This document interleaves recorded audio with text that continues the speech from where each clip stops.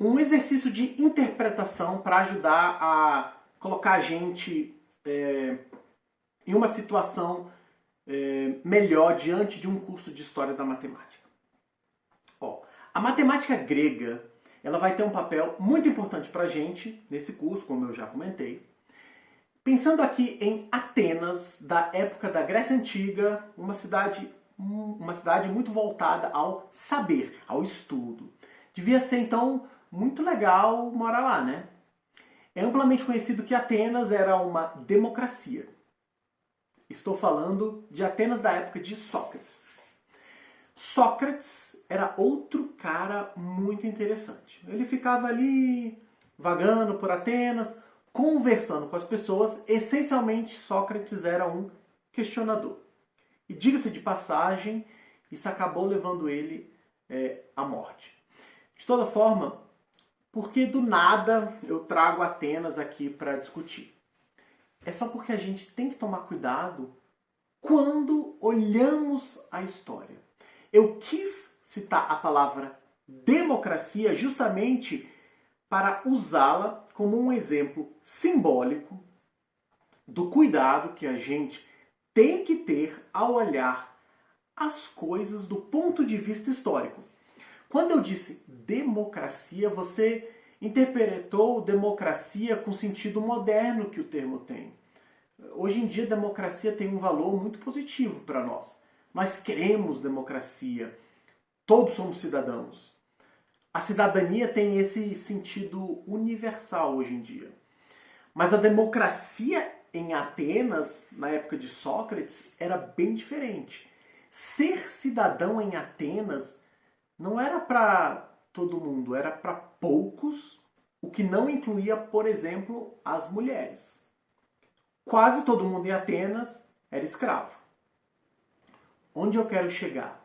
Eu quero tentar convencê-los de que estudar história é também importante entender que há um contexto envolvido.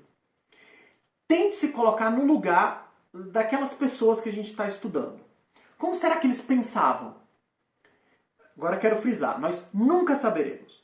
Mas essa tentativa de reflexão ela é muito enriquecedora. Ela é muito didática para o nosso aprendizado. Eu vou passar um exercício para começar a aquecer vocês para o estudo aqui da história da matemática. E para isso eu vou usar um exemplo muito próximo da gente, que são os números. Mesmo não sabendo muito da história da matemática, a gente já pode começar com a seguinte reflexão. Hoje nós temos os números 1, 2, 3, 4. Esses são os números conhecidos como indo-arábicos. Em algum momento, a humanidade chegou a esses conceitos, a essa notação. A gente vai ver isso aqui no curso. Mas, de toda forma, tente pensar sobre o que é os números sem você ter, por exemplo, a notação que nós temos. Então, talvez, se eu não posso usar a notação que nós temos, eu deveria ter uma outra anotação. Como seria essa anotação? Daí, nessa sociedade, você vai precisar fazer contas, certo? Como que seria fazer contas se você não tem a anotação, não sabe qual é a anotação, ou supondo alguma anotação que foi desenvolvida naturalmente? Pense nesse exercício que eu estou passando. É um exercício que não tem solução. Até porque, como seria a anotação, isso não faz sentido. Não dá para adivinhar como uma sociedade iria criar a sua anotação. Mas o exercício é só uma tentativa de estimular vocês a perceberem que estão sempre com um filtro do momento em que vocês vivem. Pelo menos perceber isso, ou seja, que você está sempre contaminado pelo seu momento, pelo menos se você percebe isso, isso já é um salto muito grande. Mas para você perceber isso, você também precisa praticar essa maneira de pensar. E aqui para o pessoal que está me seguindo no YouTube, eu encerro esse módulo, vou chamar de módulo, que eu separei em alguns vídeos.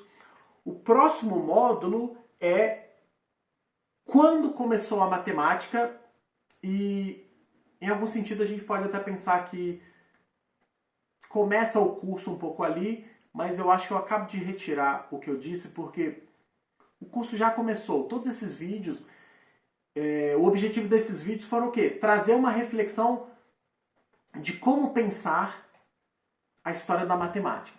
Os cuidados que a gente tem que ter, entender que história da matemática é uma história. E eu vou retomar todos esses assuntos de novo, porque é crucial e não é fácil fazer todas essas associações e perceber toda essa maneira um pouco mais criteriosa de pensar o passado.